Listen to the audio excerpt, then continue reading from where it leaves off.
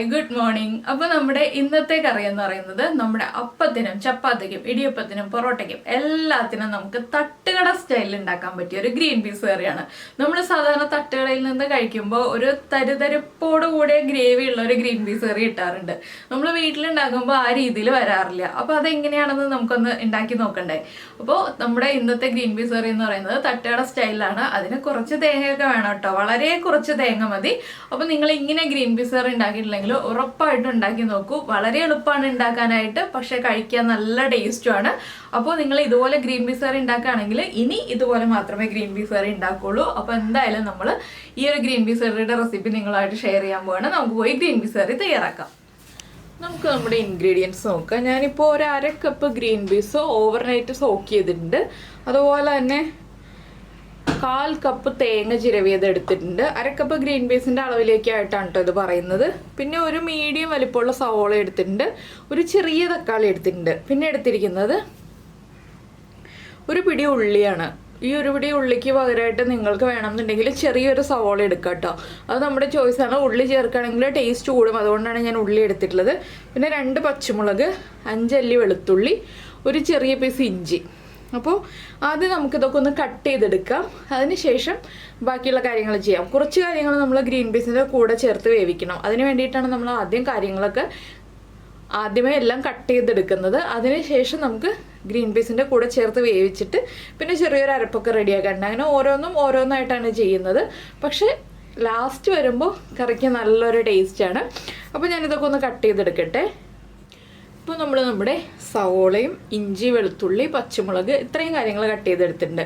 ഇതാണ് നമുക്ക് ആദ്യം ആവശ്യമുള്ളത്. തക്കാളിയും ഉള്ളിയും ലാസ്റ്റ് മതി. അപ്പോൾ ഞാൻ ഇതിപ്പോൾ കട്ട് ചെയ്തിട്ടില്ല കേട്ടോ. അതെങ്ങനെയാണ് കട്ട് ചെയ്യാന്നുള്ളത് പിന്നീട് പറയാം. ഇനി നമുക്കൊരു കുക്കർ എടുക്കാം. കുക്കറിലേക്ക് നമ്മൾ എടുത്ത് വെച്ചിരിക്കുന്ന ഗ്രീൻ പീസ്, പിന്നെ നമ്മൾ കട്ട് ചെയ്ത് വെച്ചിരിക്കുന്ന ഇഞ്ചി, വെളുത്തുള്ളി, പച്ചമുളക്, അതുപോലെ തന്നെ നമ്മുടെ സവോള. പിന്നെ ഞാൻ ഇതിലേക്ക് ചേർക്കുന്നത് ഗ്രീൻ പീസിന് ആവശ്യമായിട്ടുള്ള ഉപ്പ്. ഒരു 1/2 ടീസ്പൂൺ മുതൽ 3/4 ടീസ്പൂൺ വരെ ഉപ്പ് ചേർക്കുന്നുണ്ട്. ഒരു 1/4 ടീസ്പൂൺ മഞ്ഞൾപ്പൊടി. 1/4 ടീസ്പൂൺ മതി. പിന്നെ ഞാൻ ചേർക്കുന്നത് എരിവുള്ള മുളക് പൊടിയാണ്. നിങ്ങൾക്കിത് ഓപ്ഷണലാണ്. മുളക് പൊടി താല്പര്യമുണ്ടെങ്കിൽ ചേർക്കാം, ഇല്ലെങ്കിൽ ചേർക്കണ്ട. 1/2 ടീസ്പൂൺ എരിവുള്ള മുളക് പൊടി. പിന്നെ നമ്മുടെ ഗരം മസാലപ്പൊടി ഉണ്ടല്ലോ, 1/4 ടീസ്പൂൺ ഗരം മസാലപ്പൊടി. ഇത്രയും കാര്യങ്ങളുടെ കൂടെ ആവശ്യത്തിന് വെള്ളം. നമ്മുടെ ഗ്രീൻ പീസ് വേവാൻ ആവശ്യമായ വെള്ളം ചേർക്കുക. കുറച്ചധികം വെള്ളം ചേർത്തോളൂ. ഗ്രീൻ പീസ് നന്നായിട്ട് മുങ്ങി നിൽക്കുന്ന രീതിയിൽ വെള്ളം ചേർത്തോളൂ. ഞാനൊരു 2-2.25 കപ്പ് വെള്ളം ചേർത്തിട്ടുണ്ട്. ഇനി ഇത് ഒരു 4-5 വിസിൽ വരുന്നത് വരെ, എൻ്റെ കുക്കറിൽ 4 വിസിൽ വരുന്നത് വരെ കുക്ക് ചെയ്യുകയാണ് ഞാൻ ചെയ്യുന്നത്. കുഴഞ്ഞു പോവില്ല ഗ്രീൻ പീസ്, പക്ഷെ ആവശ്യത്തിന് കുക്കായി കിട്ടും. നിങ്ങൾക്ക് കുഴഞ്ഞു പോകണമെന്നുണ്ടെങ്കിൽ 5 വിസിൽ വരുന്നത് വരെ. അത് നിങ്ങളുടെ കുക്കറിനനുസരിച്ച് വ്യത്യാസം വരും കേട്ടോ വേവുന്നത്. അതിനനുസരിച്ച് വേവിച്ചെടുക്കുക. ഇതിപ്പോൾ ഇനി കുക്കായി വരുമ്പോൾ നമുക്കിതിൻ്റെ അരപ്പ് റെഡിയാക്കി എടുക്കാം. അപ്പോൾ ഗ്രീൻ പീസ് കുക്കായി വരട്ടെ. ഇനിയിപ്പോൾ നമുക്ക് അരപ്പ് റെഡിയാക്കാനായിട്ട് ഞാൻ മിക്സിയുടെ ചെറിയ ജാർ എടുത്തിട്ടുണ്ട്. ഇതിലേക്ക് നമ്മൾ എടുത്തു വെച്ചിരിക്കുന്ന തേങ്ങ ചിരവിയത്, അതുപോലെ തന്നെ ഒരു 1/2 ടീസ്പൂൺ പെരിഞ്ജീരകം, നമ്മുടെ വലിയ ജീരകം, ഫെന്നൽ സീഡ്സ്. പിന്നെ ചേർക്കുന്നത് 3/4 ടീസ്പൂൺ മല്ലിപ്പൊടി. 3/4 ടീസ്പൂൺ മതി. ഇത്രയും ചേർത്ത് കുറച്ച് വെള്ളം ചേർത്ത് നല്ല പേസ്റ്റ് പോലെ ഒന്ന് അരച്ചെടുക്കുക. നന്നായിട്ട് അരച്ചെടുക്കണം. കുറച്ച് ലൂസായിട്ട് അരച്ചാലും കുഴപ്പമില്ല, നമുക്ക് നന്നായിട്ടൊന്ന് അരഞ്ഞു കിട്ടണം. അപ്പോൾ ഞാനിതൊന്ന് അരച്ചെടുക്കട്ടെ. ഇപ്പോൾ ഇതാ ഞാൻ നന്നായിട്ട് അരച്ചെടുത്തിട്ടുണ്ട്. ഈ അരപ്പ് നമുക്ക് മാറ്റി വയ്ക്കാം. ഈ സമയത്ത് ഞാൻ ഉള്ളിയും തക്കാളിയൊക്കെ ഒന്ന് മുറിച്ച് വയ്ക്കട്ടെ. ഇനി നമ്മുടെ കുക്കറിൻ്റെ കംപ്ലീറ്റ് പ്രഷർ പോയി കഴിഞ്ഞിട്ട് വേണം നമുക്ക് ബാക്കിയുള്ള കാര്യങ്ങൾ ചെയ്യാനായിട്ട്.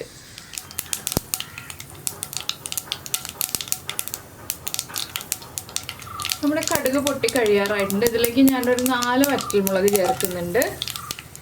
അതുപോലെ തന്നെ നമ്മൾ കട്ട് ചെയ്ത് വെച്ചിരിക്കുന്ന ഉള്ളി ഉണ്ടല്ലോ, ആ ഉള്ളിയും ചേർത്ത് കൊടുക്കുന്നുണ്ട്.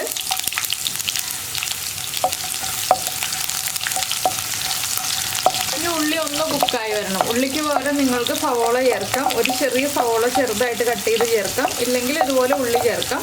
ഉള്ളി ചേർത്താണ് ടേസ്റ്റ്, അതുകൊണ്ടാണ് ഞാൻ ഉള്ളി ചേർക്കുന്ന കാര്യം പറഞ്ഞത്. നമ്മൾ ഇതിലേക്ക് ഉപ്പൊന്നും ചേർക്കുന്നില്ല കേട്ടോ. ഇതിലേക്ക് നമുക്ക് കുറച്ച് കറിവേപ്പില ചേർത്ത് കൊടുക്കാം. 1-2 തണ്ട് കറിവേപ്പില ചേർക്കാം.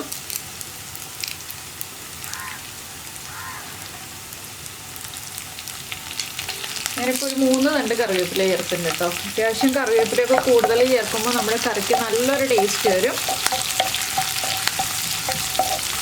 പിന്നെ നമ്മൾ ഗ്രീൻ പീസ് വേവിച്ച് കഴിയുമ്പോൾ ഗ്രീൻ പീസിൽ വെള്ളം കുറവാണെന്നുണ്ടെങ്കിൽ തിളപ്പിച്ച വെള്ളം മാത്രം ഈ ഒരു കറിയിലേക്ക് ചേർത്ത് കൊടുക്കുക. പച്ചവെള്ളം ചേർക്കരുത്. ഇനി ഇതിലേക്ക് നമ്മൾ വേവിച്ച് നമ്മുടെ ഉള്ളിയൊക്കെ ഒന്ന് കുക്കായി തുടങ്ങിയിട്ടുണ്ട്. ഇതിലേക്ക് ഇനി നമ്മൾ കട്ട് ചെയ്ത് വെച്ചിരിക്കുന്ന തക്കാളി ചേർത്ത് കൊടുക്കാം. തക്കാളിയും കൂടി ചേർത്ത് നന്നായിട്ടൊന്ന് ഇളക്കിയെടുക്കുക. തക്കാളി ഓവറായിട്ട് കുക്കായി പോകണ്ട. എന്താണെന്ന് വെച്ചാൽ നമ്മുടെ അരപ്പ് ചേർത്ത് നമുക്ക് നന്നായിട്ട് വഴറ്റി അരപ്പൊന്ന് കുക്ക് ചെയ്തെടുക്കാനുള്ളതാണ്. അതുകൊണ്ട് തക്കാളിയും അരപ്പും ഒരുമിച്ച് കുക്കായി വന്നോളും. ഞാനിപ്പോൾ അരപ്പ് ചേർത്ത് കൊടുക്കാൻ പോവാണ്. അരപ്പ് ചേർത്തിട്ട് അരപ്പിലുള്ള വെള്ളം മുഴുവൻ വറ്റി ആ അരപ്പൊന്ന് നന്നായിട്ട് കുക്കായി വരുന്നത് വരെ നമ്മളൊന്ന് ഇളക്കി കൊടുക്കുക. ഇപ്പോഴും നമ്മൾ ഉപ്പ് ചേർക്കേണ്ട. അരപ്പൊന്ന് നന്നായിട്ട് കുക്കായി വരട്ടെ. അതിനുശേഷം നമുക്ക് ബാക്കിയുള്ള കാര്യങ്ങളൊക്കെ നോക്കാം. ഇപ്പോൾ നമ്മുടെ അരപ്പ് കണ്ടോ, ഇതുപോലെ ചട്ടിയിൽ നിന്ന് വിട്ട് വരുന്ന ആ ഒരു പാകത്തിലായിട്ടുണ്ട്. നന്നായിട്ട് കുക്കായി വന്നിട്ടുണ്ട്. ഇപ്പോൾ നമ്മൾ ഇനി ഇതിലേക്ക് നമ്മൾ വേവിച്ച് വെച്ചിരിക്കുന്ന ഗ്രീൻ പീസ് ചേർക്കുക. ഞാൻ നേരത്തെ പറഞ്ഞതുപോലെ വെള്ളം കുറവാണെങ്കിൽ തിളപ്പിച്ച വെള്ളം ചേർത്ത് കൊടുക്കുക. ഗ്രീൻ പീസ് ചേർത്ത് നന്നായിട്ട് ഇളക്കിയതിന് ശേഷം ഒന്ന് തിളപ്പിച്ചെടുക്കുക കേട്ടോ. ഒരു 5 മിനിറ്റ് നന്നായിട്ടൊന്ന് തിളപ്പിച്ചെടുക്കുക. അപ്പോഴാണ് കറി ഒന്ന് കുറുകി വരിക. കണ്ടോ,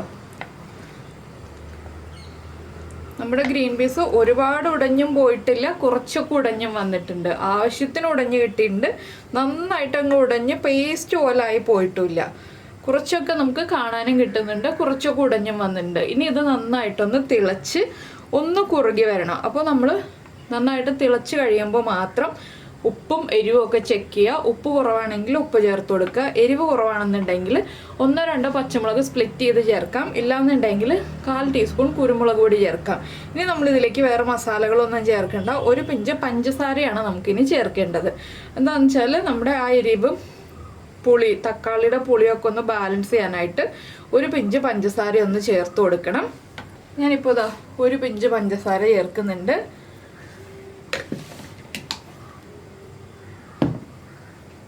ഇനി നന്നായിട്ടൊന്ന് തിളച്ച് വരട്ടെ കറി. അതുവരെ നമുക്ക് വെയിറ്റ് ചെയ്യാം. ഇത് വേഗം തന്നെ കുറുകൂട്ടോ. ഗ്രീൻ പീസ് ആയതുകൊണ്ട് വേഗം തന്നെ കുറുകി വരും.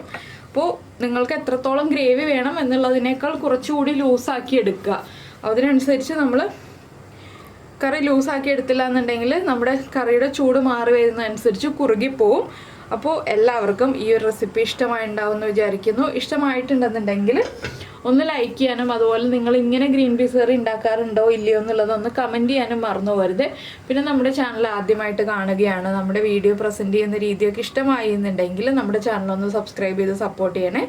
സബ്സ്ക്രൈബ് ചെയ്യുന്നതിന് ഈ വീഡിയോയുടെ താഴെയുള്ള റെഡ് സബ്സ്ക്രൈബ് ബട്ടൺ ഒന്ന് ക്ലിക്ക് ചെയ്യുക. അതിൻ്റെ റൈറ്റ് സൈഡിലുള്ള ബെല്ലൈക്കണും ക്ലിക്ക് ചെയ്യുക. അപ്പോൾ ഓൾ എന്ന് പറഞ്ഞിട്ടൊരു ഓപ്ഷൻ കാണാം. ആ ഓളും കൂടി പ്രസ് ചെയ്തിട്ടുണ്ടെങ്കിൽ ഞാൻ എപ്പോഴും വീഡിയോ അപ്ലോഡ് ചെയ്യുമ്പോൾ നിങ്ങൾക്ക് നോട്ടിഫിക്കേഷൻ വരും. അപ്പോൾ കറി തിളച്ച് തുടങ്ങി. ഇനി നന്നായിട്ടൊരു 5 മിനിറ്റ് തിളയ്ക്കട്ടെ. ഞാനിപ്പോൾ ചെറിയ ബർണറിൽ ഹൈ ഫ്ലെയിമിലാണ് വെച്ചിരിക്കുന്നത്. വലിയ ബർണറിൽ ഹൈ ഫ്ലെയിമിൽ വെച്ച് തിളപ്പിക്കേണ്ട, വേഗം കുറുകിപ്പോവും. ചെറിയ ബർണറിൽ ഹൈ ഫ്ലെയിമിൽ തിളയ്ക്കുമ്പോൾ ആ അരപ്പിൻ്റെ ടേസ്റ്റൊക്കെ നമ്മുടെ ഗ്രീൻ പീസിലേക്കൊക്കെ പിടിച്ച് ഗ്രീൻ പീസിൽ ചേർത്തിരുന്ന മസാലകളുടെ ടേസ്റ്റ് അരപ്പിലേക്കൊക്കെ ചേർന്ന് നന്നായിട്ടൊന്ന് മിക്സ് ആയി വരട്ടെ. 5 മിനിറ്റ് കഴിഞ്ഞ് നമുക്ക് കാണാം. ഇപ്പോൾ കണ്ടോ 5 മിനിറ്റ് ആയി. നമ്മുടെ ഗ്രീൻ പീസ് കറി തിളച്ച് ഒന്ന് കുറുകി വന്നിട്ടുണ്ട്. ഞാൻ ഇത്രേ ആക്കുന്നുള്ളൂ കേട്ടോ. എനിക്ക് ചപ്പാത്തിക്ക് കറിയായിട്ടാണ് വേണ്ടത്. ചപ്പാത്തിക്കാണെങ്കിലും അപ്പത്തിനാണെങ്കിലും ഒക്കെ ഈ ഒരു കൺസിസ്റ്റൻസിയിൽ ഓഫ് ചെയ്യുക. ഇത് ചൂട് മാറി വരുമ്പോൾ വീണ്ടും കുറുകി വരും. അപ്പോൾ ഇത്രയേ ഉള്ളൂ നമ്മുടെ ഗ്രീൻ പീസ് കറിയുടെ പരിപാടി. കറി റെഡി ആയി കഴിഞ്ഞു. ഇനി ഫ്ലെയിം ഓഫ് ചെയ്തിട്ട് ചൂട് ഒരുവിധം കുറഞ്ഞു കഴിഞ്ഞിട്ട് ഒരു 3/4 ഭാഗം ചൂട് കുറഞ്ഞു കഴിഞ്ഞിട്ട് ഉപയോഗിക്കുക. നല്ല ചൂടിൽ ഉപയോഗിക്കുന്നതിനേക്കാൾ ടേസ്റ്റ് ചൂടൊന്ന് കുറഞ്ഞു കഴിഞ്ഞിട്ട് ഉപയോഗിക്കുകയാണ്. തക്കാളിയൊക്കെ ആണെങ്കിലും കണ്ടോ നന്നായി നന്നായിട്ട് ഉടഞ്ഞൊന്നും പോയിട്ടില്ല. നമ്മൾ തക്കാളിയൊക്കെ ഉടയുന്നതിന് മുന്നേ തന്നെ അരപ്പൊക്കെ ചേർത്ത് വഴറ്റിയെടുത്തത് കൊണ്ട് തക്കാളിയൊക്കെ ഉടഞ്ഞു പോവാതെ നമുക്ക് കറക്റ്റായിട്ട് കിട്ടിയിട്ടുണ്ട്. അപ്പോൾ എല്ലാവരും ഈ റെസിപ്പി ഉണ്ടാക്കി നോക്കുമെന്ന് വിചാരിക്കുന്നു. നമുക്ക് നമ്മുടെ അടുത്ത റെസിപ്പിയുമായിട്ട് അടുത്ത ദിവസം വീണ്ടും കാണാം.